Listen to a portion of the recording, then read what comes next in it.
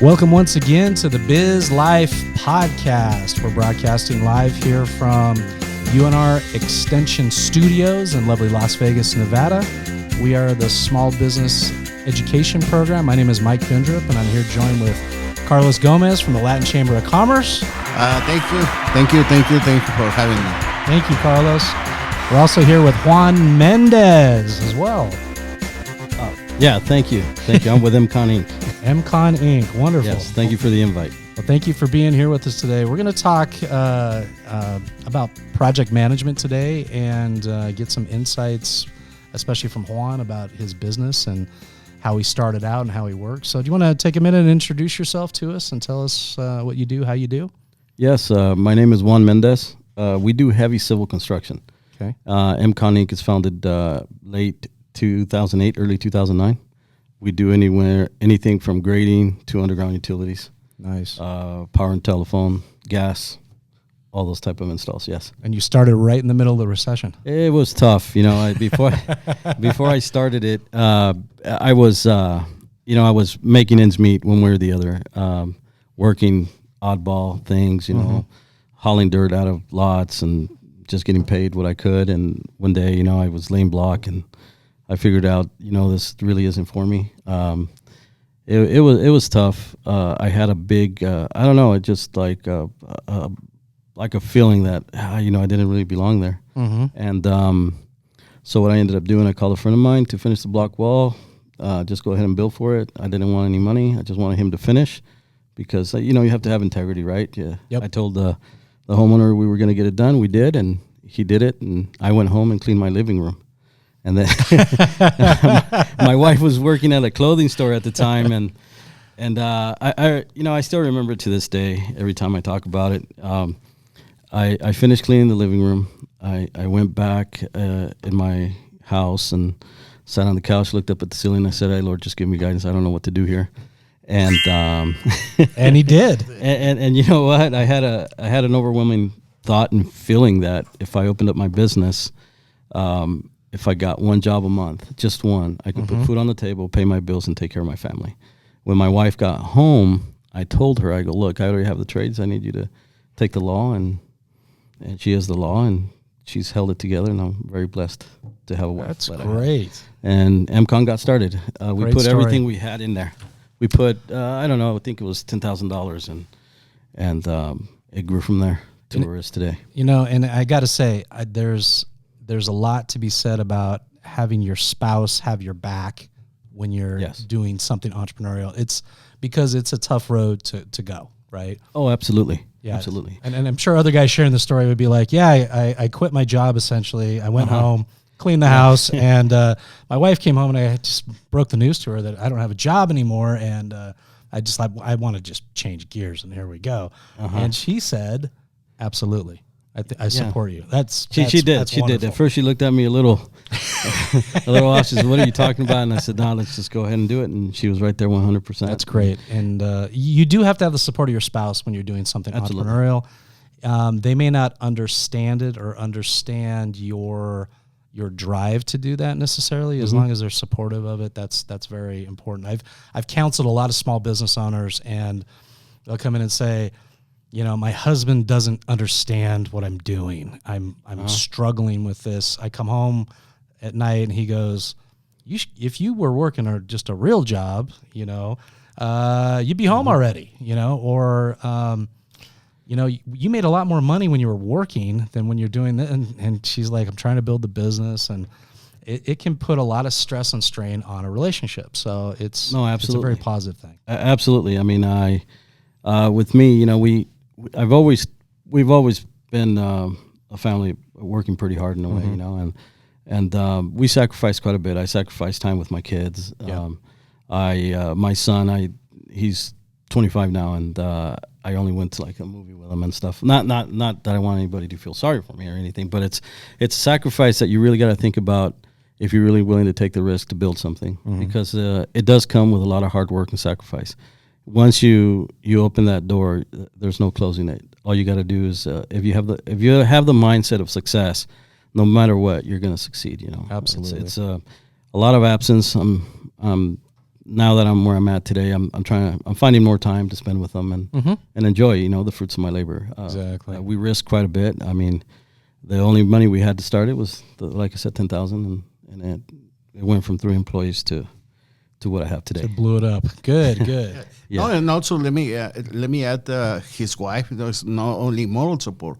She has the column of the business. She has been there, and she always learning, and with the NCA taking courses just to the administration and construction. And I remember one day with the new office on close to Rancho, and I was there. Your little one was 3 months old, and she was on the side. She was working there along with Juan. So that's the fact that we want to tell everybody, that you get support from your family, not only moral, is not right there putting the hands for you. That's a great thing. So I admire you, your wife, your family, and everything you do, Juan. No, thank you. Yeah, and my son Ben, he goes to school here at UNLV. Yes, and there's a lot of things that he did for the business as well. So he started helping me out and supporting for our business, and he created certain. I got earlier. Juan asked me about how do you keep track and what do you do, and Ben came out with a program that showed us like a mini tab, they call it. I don't know. I have these young people working for me that I'm very blessed with, but. So it has the graph and growth per year and what we're doing and all of that. And I guess it's a secret I'm going to let out. But we look at our growth and make sure that is sustainable. Once you get to a certain level, I guess it's a decision whether you want to grow or you want to stay where you're at. And we were too far in to stop the growth, and it was tough. I mean, when we did the Raider Stadium. The demand was so high, and we never got really involved in a situation like that, project like that, and it was that was a gnarly one. I mean, scary. It ain't for the faint of heart. You know what? No, I'm very blessed. My mentor was Brady Stevens and Tori Ramber from Newcom and TAP, right? And I think you have to learn that you can't be prideful. You got to look at the fact that sometimes you create these relationships to not because you're trying to be, how can I say, just opportunistic. You create relationships to grow them. And I got asked in a way about how the company grew. And one of the things that I did was I mentioned to a couple of people, I go, look, at first you start as an acquaintance, and then that acquaintance becomes a friend. And then from a friend, it graduates into family, and family takes care of each other. So I think that a lot of my business partners, you can say, in the industry, we look at each other and watch out for each other. Yeah. And no matter who you are, it doesn't matter. As long as, you're working hard and you're willing to put the effort into it, there's no reason why success wouldn't happen. Success just happens. Yeah. It's not easy. I mean, when you spend hours and hours and you sleep 2-3 hours a day and and then you get up the next day even though you're going, and it gets sometimes you'll feel hopeless, but through that hopelessness is when you all of a sudden you see the reward, and it wakes you up and says this is what it was for. Well, and quite often in small businesses, you start and you may have a couple of employees, right? You could take a job on that all of a sudden you have to hire triple the amount of people that you have working for you instantly. And now you're not just the boss, you're training people, you're HR, you're trying to do all this stuff. And I mean, your company can scale instantly almost by just one contract. That's very true. I'll tell you that I'll go back to the stadium. We hired a project manager. We hired 2 more estimators, and these in my estimating department, they're very young. I have guys in there that are 19 and 20 years old doing takeoffs, and it's a big investment. But I think that if you look at society right now and what we have and the struggles are with labor, if you're able to give a young person an opportunity and show them that, hey, this is what you can grow into. To you're going from a scale of making, I don't know, $40,000-$50,000 a year to making 100, 120, 150, and you're willing to show them how you can get there. It's really up to them whether they want to take it or not. And I'm very blessed that some of my guys that are there, they're doing very well. Well, being a good boss means making an investment into your people. Absolutely. Period. And I've written about this too. It's scary when you hire your first employee. And that poor first employee thinks, because you're like, they're going to save me. Yeah. This first employee is going to be my assistant, right? And no, it's just not. It's not good. You've never had an employee before. We've all had bad bosses, and once you hire an employee, you become the bad boss, like overnight, because you're not a great boss. You don't know all this stuff. No, you don't. It's a huge learning curve, right? It's a huge learning curve. But I think that it's how your approach, right? Sometimes it's not going to be very good. Sometimes, unfortunately, you lose your cool a little bit. But I think that one of the things I see, if you take something personal, you bring in emotion, and I think that's where you fail. I think, yes, we'll all get emotional, but know how to let it go and learn from it and grow from it. I think through failure is what creates success. Yeah. And at the end of the day, you got a job to do. Absolutely. And it's like, hey, if we can't move the needle forward with the team we have to either switch people out or just like a pro sports team, right? But the most important thing is that you need to know the project, you need to know your trade, and you need to know how many people you need per basis on the project. So, and this project goes by. So for me, that's the key element. I remember you told me one time that you said, why these three guys this for this manhole? Only we need two. So when he does the field trip and he look at it, it's the way he composed his structure and had the teams ready to go. So it's very important as well. How you ID those employees that are good or bad, or let's say you say they need to do this job in 4 hours, for instance. And it takes 2 days to do it. We deal every day with those. Yeah, no. So mainly that's when you bring experience into the picture, right? I think that if you know and you've done it before and you know how long it would take, you have your checks and balances. And sometimes I do have guys that they have 4 guys when they're supposed to have 2, and so you so you learn to identify that, right? Yeah, Mike. I mean, and once you get into that and you're able to identify it, you say, okay, so what do I do?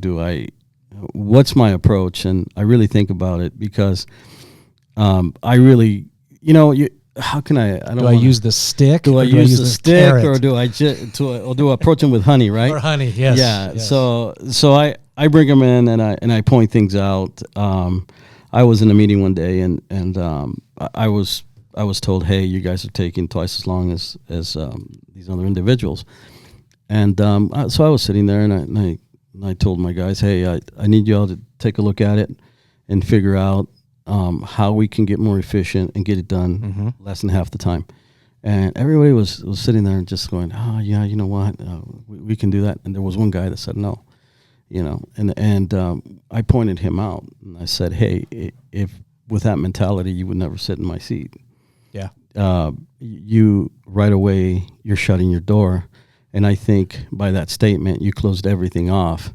So that means your capacity is limited. I'm looking for people that are willing to rack their brain, strategize, create structure, to be able to finish the project, not in less than half, but a lot less. Figure it out. Figure out how to do it. Yeah. So you really have to have an open mind because there is going to be challenges, and there is going to be challenges. And sometimes, some people may play the victim. I don't believe in that. I believe in being victorious, right?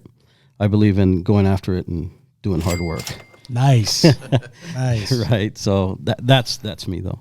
Okay. Yeah. Now, talking project management in general, a lot of people, especially a lot of small business owners, if they haven't been in a construction type field, they may not be familiar with even the term project management or what it means or what it entails.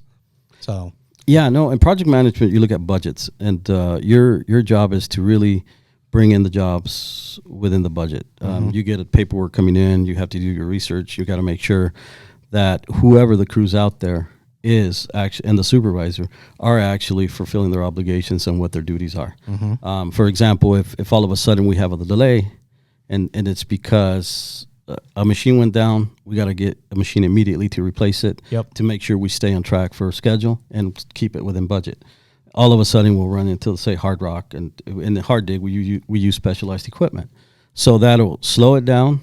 That'll slow down the project, increase the cost, and increase the cost. Yeah. So if you forget to address critical paths, then that's where you can get hurt. You always have to look at the critical path, and that's the work, and that's the I can say the duties of a project manager, right? Because I look at it to where if you study the project and you drive it, you relate to it, there's no reason why it shouldn't come in but on budget or under, because plus you can value engineer things, right? Sometimes they'll ask for different type of designs, but our design saves us, 20% of the cost. So that's the project manager's responsibility. Make sure everything's reported, make sure everything is tracked, and make sure that the client, especially the client's happy. Now, so we have budget as one consideration. Yes. We also have time, or your deadline. Yes. And then we also have capacity. Yes. Is another major concern. And right now, capacity with the labor force is a little tough. Capacity is tough, right? Tough. Well, because capacity can be, we have capacity, and then we also have these random things that happen throughout a project. Like you said, we could hit harder material than we're thinking if we're digging. Yes. That causes delays and things like that. And you have to be able to tell your client up front, hopefully they understand this, that if we're going to do our best to deliver on the deadline, but if we happen to hit a certain something, or it's like if you're a plumber and you're just replacing a toilet, but you take the toilet off and you go, oh, we've got some problems down. You tell the homeowner, I could just replace the toilet, but in 4 more months, you're going to have another really big problem. Yeah. So you have to be able to kind of let the client know ahead of time, here's some potential pitfalls we may have. And if we don't address those, we will address those when they happen, but we have to look out for those 4 things. We still got a budget, we still got time, we still got capacity, and we still got these externalities. So yeah, when we look at that, we do allowances, right? So that's a question, because that's the ideal work, ideal. But what about government contracts? Because government contracts, they say, no, you have to deliver on the date no matter what happens. Oh, absolutely. No. So even there are some change orders, but you know what difficult it is. No, it is. So that's when we'll have a team and meet with the project managers and say, okay, we have this change order coming, and it's going to cost us, say, a week or 2 weeks per se. So we have to also build a strategy for overtime costs and everything to make sure that project gets delivered on time. Once we do that, we actually bring in the field crew that's out there. We'll sit down, we'll go over what we're doing, and we'll line them out and make sure it comes in on time. Because LDs, they call them liquidated damages. When those set in, they're not good. Not pleasant. No, not pleasant. You know what? Sometimes you hit for instance, fiber optic or something like that. Oh, that's terrible. It's kind of $25,000 per hour. Sometimes liquid damages. So wow. Yeah, and high end, on the high end, but still, those is super expensive. No, they are. So we were crossing the line one day. We had to have standbys, and we had to use special equipment to dig. And if we were to anywhere damage that line or something should happen, it was probably $1 million a minute. Wow. So wow. It gets pretty high up there. Cha-ching. Yeah. So it's all a matter how you study the project and how much risk are you willing to take. Yeah, and every project has problems. Yes. Right. Is there ever a perfect? Have you ever had one that's just been perfect? I've had jobs that are going very well. But those, he didn't say perfect, huh? No. He's like, they go very well. They've gone very well, but it's it just depends. I mean, Yeah. the ground conditions, because we're not Superman, right? We don't have X-ray eyes, and we don't know what's on the ground. And sometimes we encounter things that nobody ever knew. Or they mark where stuff is, and you dig around it, and you still hit it because it's been mismarked. Or Yes, I mean, exactly. that can happen too. So. Exactly. Is there insurance for that type of stuff? Yes, there is. What do they call that? What kind of insurance is that? That's a great question for my wife, actually. We can get her on the phone. Hold on. Yeah, let's get her on the phone. We'll patch her in. I think it's damage insurance. Damage insurance. Okay. I forgot what it's called, but yeah, there's insurance for that. But then again, something like that can actually just destroy a company. Just destroy a company. Yeah, it can absolutely. hurt a company really, really bad. Because it's and then it isn't a fun one. Well, there's nothing worse than as a small business owner, you're bidding a project that's too big for you, and a lot of times we go, "Wow, this is a great opportunity," and then you have to look and say, "What's our capacity? Can we actually deliver?" And that's tough. I had situations like that in my business where, they wanted a certain amount of products or something delivered at a certain amount of time, and it was like, if everything went completely perfect, maybe. Yes. Maybe. It still is a maybe, but it would be, if one little thing happens, I had to go back to them and say, we can't deliver that on your time frame. And people have more respect for you for that. They do, because they said, hey, we'll give you all the work you want. I was dealing with a larger company, and they're like, we will give you literally all the work you can handle, but if you drop the ball on this, you will never give you anything again. Yep. And it was a big company, and I went, you really I said, guys, I got to tell you, I can't guarantee delivery of this. It's too many variables that are out of my control. No, absolutely. I think that's when risk, how much risk are you willing to take? Yep. Sets in, and I think that's when you have to really think about, am I really going to do this or not?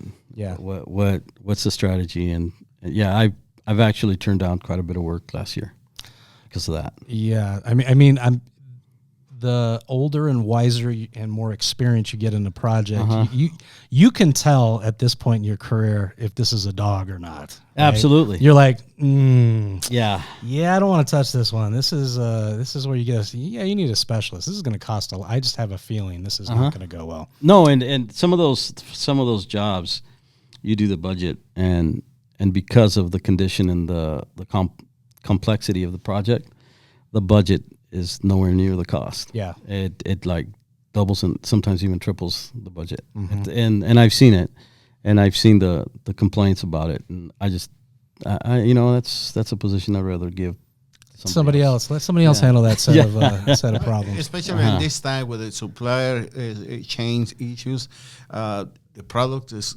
are in the sky. I mean, there's like you buy a product that was $2 per piece. Now it's $4, $5 per piece. So we build structures. We build drop inlets for the storm drains and big transition structures and lumber. The plywood, the 4x8 sheets right now. We were buying them at $16, $17, a sheet. Right now they're $70. $70. Yes, Yeah. from 16 Wow. to 70. From $16 to $70. Yeah. Okay. Yes. 17. Yeah. Wow. I mean, even if we were buying it at 30 and all the way Still. up to 70, it's just ridiculous. It's astronomical. So we're really conscientious of the fact that we just don't want another repeat of a 2008. Yeah, exactly. Like that. But it's I don't want to get political here, but Yeah. I'm hoping that that everything straightens out and we keep going in business and keep growing. But I truly believe that I guess your surroundings. I truly believe in helping the community and paying it forward, right? Yep, that's awesome. So, how do you handle the financing of a job? Especially some of these are pretty large. Some take months or even years to complete. What's your longest timeline that you guys typically have? In 2 years. 2 years for the Raider Stadium. Okay, so something like a stadium, beautiful stadium, by the way, right? Every time I drive by it, I'm very proud. It gives me a headache. You're like, I'm not even looking. I'm not even looking at it. No, I'm just kidding. You know what? It was a great project. I'm proud to have been a part of it. Kept you up a few nights, huh? Yeah, for quite some time. Yes. So on a project that goes more than a month, let's say, you do have to employ some sort of financing to make sure everything is okay. Yeah, you do. But you know, at the time, and now we're talking about small business, and I know that's what you're I think that with my experience and what I went through, you know, you go and apply for credit lines and everything, and I don't blame the system or anything like that, but it was tough for me to get a credit line, right? Yeah. And I never did. But we had a plan for what we had, the revenue that was being received, right, on receivables, and then we had to build a strategy to pay the payables. Mm-hmm. And at the same time that we were doing that, and that's where my wife was really good at. If you have a person like that on your team, it's almost failure proof, even though it does get hard. Sure. And don't get me wrong, we've had some really rough times, but if you have that person there that knows how to watch, and I'm not even going to say the money, you watch the numbers, mm-hmm. and you make the numbers work. I've always told a lot of the fellers that work for me, and the people that work for me, right? And I also have women working for me there at the office, and I always tell them, I go, look at the number and make the number work. And after the number works, then look at its value, which is the money. But if you look at the value up ahead and don't look at the number, then you get captured by the value. Just make the number work. Make the number work. Make the number work. Great and advice. Then after that, you see the value. I love it. Right? Yeah. It's the money part of it. Really good advice. Now, you've been in this business 14, 15 years. You started from scratch. Yes, I did. I mean, literally started from scratch. Yes, my growth started the 4 years prior. 4 years prior. Okay. Yeah. Was there a time or maybe something where you just thought for sure we are going to fail? Like, yeah. How many times did that happen? You know, one of my biggest challenges was probably a year ago. I was going through some rough times. My wife and I we got really challenged on some health issues on mm-hmm. my side of the family and on her side, and there was a couple of things that weren't captured on time, and it really put us in a little bit of a bad situation. Sure. But we were able to sit back and my wife and I build a little bit of a strategy to where, okay, so we don't have a credit line, and to this day we still don't. We don't have a credit line to lean on, and that's when friendship really and family kicks in, right? Mm-hmm. What I was saying, I was very blessed to meet a good friend, and he helped me out. He helped me out. I mean, I had help from a couple of different people. Sure. I had a friend of mine. One of them, he says, "Hey," I called him at 3 a.m, and it was 2:30 a.m. He answered the call. He says, "Hey, so what's going on?" He said, "You know what? I'm going through all this issue, and right now I don't know what's going to happen. And I know you owe me some money, but I'm going to need it tomorrow."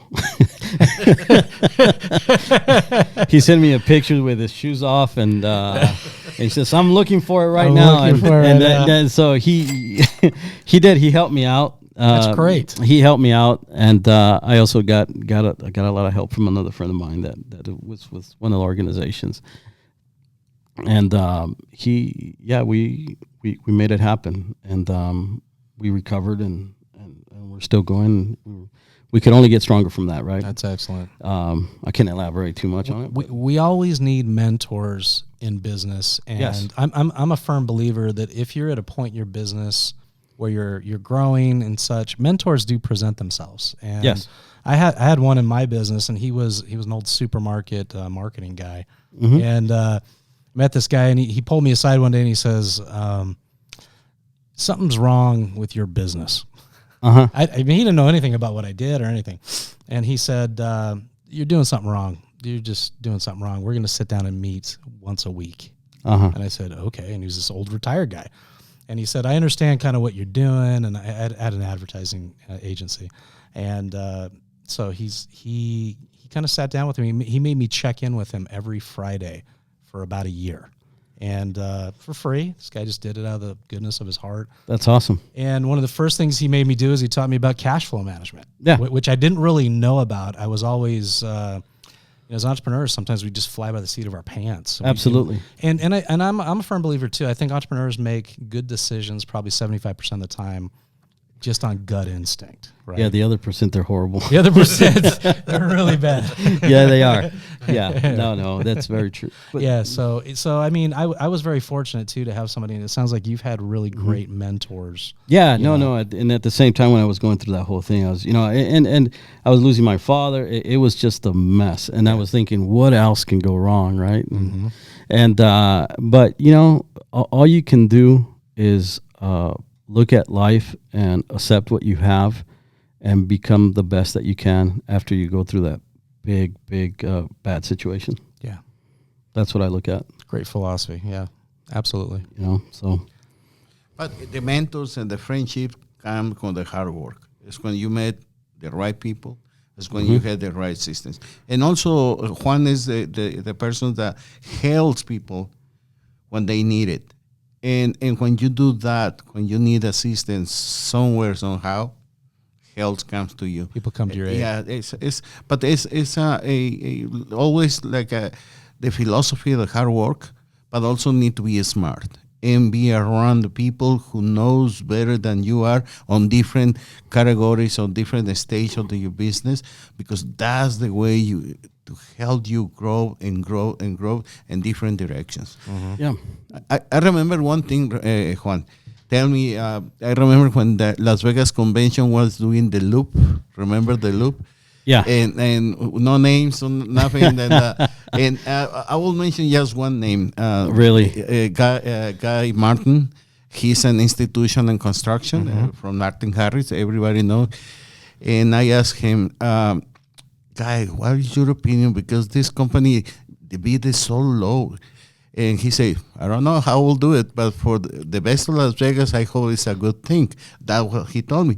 And by the way, the underground thing is very dangerous. So I remember I asked Juan, he said, I don't have any idea how they will do it. So they did, but now we had a little tiny tube to go through with the Tesla. Yeah. On the Vegas convention versus what was planned in the past. But tell me how you envisioned that project before it is now, but how you knew was wet and Caliche and all those problems around the Las Vegas convention. Well, I guess one of the things you look at is you look at the structure of what you're going to have there to bring the project successful, right? And I have total respect for any businessman that takes a risk, right? And I truly believe when you talk about different levels of business, there is different levels. I think that you go from a $1 million company to a $20 million company to a $40 million company, and then you get so big that some of the revenue you want to show that. I guess not necessarily a loss, but just take that risk and make it happen. I think that's what happened with that company. Yeah. I think that and it's a statement, right? Because I think that it's all based on how the closure is going to be. Because a statement always closes any thought, right? Exactly. And I think I have total respect for the owner, for Elon Musk, because I heard him speak one day, and I always thought of it. I always thought about it this way, and he said exactly what one of the things I looked at is that everybody knows I work quite a bit, but I always thought to myself, if I'm working 70 hours a week, I'm 30 hours ahead of the guys working 40. So by the time he realizes, he's not gonna even have a look at my taillights, right? So in that, and that's one of the things I always done. I go, the farther I get ahead, I think the better off I'm gonna be. But there's sacrifice, like I said. My family. I really did sacrifice my family. Elon didn't see his kids much in the early days either. I could almost gather. I don't know if he does nowadays too. Yeah. You get ingrained. I don't know. belongs to the country. I will. Yeah, National treasure. When I took when we took on the stadium. I mean, I slept in my office. I got up at 1 a.m. I was in the office looking and figuring and scratching my head. What did I get myself into? But at the same time, one day I was talking to a friend of mine, and he's a landscaper, and he says, You shouldn't beat yourself up. I go, what do you mean? He says, well, don't you think it's a blessing? And I said, you know what? I think you're right about that one. It is a blessing. It is, because it brought me to meet a lot of very, very well-known people, very successful people. It got me into conversations with people like, you can say Guy Martin, Sean Stewart, and all those type of guys, and they're good people. I don't look at my past to cry about it or to feel bad about it. I look at my past to learn and gain the experience and gain the wisdom from it. Right. So very good. That's what I do. We did a series of town halls when COVID hit, and I got to tell you, we didn't know how to do this. We started getting phone calls from people, and we were getting a dozen calls a day, and people were confused, they were upset, they were depressed, some were suicidal even. That's terrible. It was an awful situation, and so we said we need to give them kind of a voice, and we all talked, and our boss luckily said, hey, let's move ahead with this, and we started a series of town halls, and we brought the SBA in every week to talk about the PPP loan programs and things like that. Yeah. And you guys were very supportive of that with the Latin Chamber too. And what was funny is we had one of our guests came on, and his name's Bobby Kuntz, and he gave us this quote, and he says, if you commit, then you'll figure it out. And we literally took that as our team. We wrote it on our board. We still have it up there. Commit, we'll figure it out. And we didn't know how to do any of this stuff. We'd never done a Zoom with multiple people and guests and whatever. And we figured it out. And we ended up doing about 80 different town halls in English and Spanish in 2020. And then last year we took on the challenge of building an online virtual video classroom. And we didn't really know what we were doing. We just kind of started. We said we'll do it, and we just figured it out. And our goal was to have 50 videos done in a year. And we ended up getting 130 of them done. And only because we just said, we don't know about this. We didn't know about podcasting. We had never used a mic before or whatever. We figured it out. We got a studio built, and so you can move mountains, man, if you get your mindset to it. And as you know, any project takes commitment, but it also takes the planning, the funding. Yes. It takes everything like that, pulling it together. So it's all pretty good. Yeah, and I think that a lot of people want to jump into the big leagues right away. I have my experience and what I've done in the past. I in a way I kind of did, but then I had to realize, my financials didn't really support that. Yeah, and when you realize, look at your financials and build that strategy to start, baby steps, and then look at your resources. Exactly. I was looking at an article the other day. It had a bunch of ladders and the guy standing on it looking at over a wall. And the statement was, if you don't know how to use your resources, it doesn't matter how many you have. That's a great quote. We're going to steal that.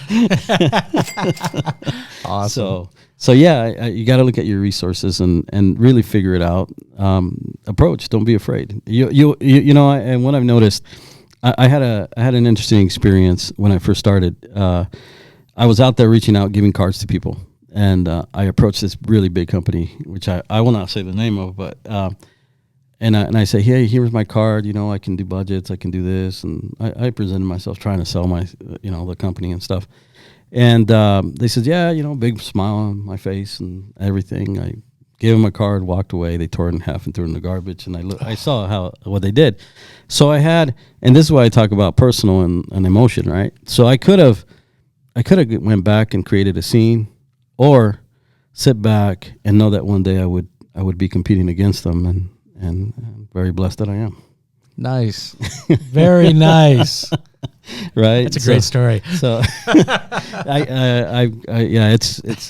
it's been an uphill battle, but I love that because they said, you know what, these guys have it easy and all this other stuff, and we work 10 times, 5 times harder. I go, I love that. And they go, why is that? I go, because the more I work, the more prepared I am to win when I jump in the ring. Exactly. Right? So I could care less. That's I terrific. like to move forward with what I do. Well, thank you very much, Juan, for being with us today. Thank No you, problem. Carlos. Thank you. Some really good, enlightening messages, just in general about entrepreneurship and moving forward and managing your projects more effectively and better, and taking risks. I think that's the bottom line. You got to take risks in this business and in any business, right? Anyways. Yes. Yeah. Yes. Don't overstep it. Don't overstep it. Well, thank you very much. You're welcome. Once again, this has been the Biz Life podcast, and we're brought to you by UNR Extension, Small Business Education Program. We're happy to here to serve you today.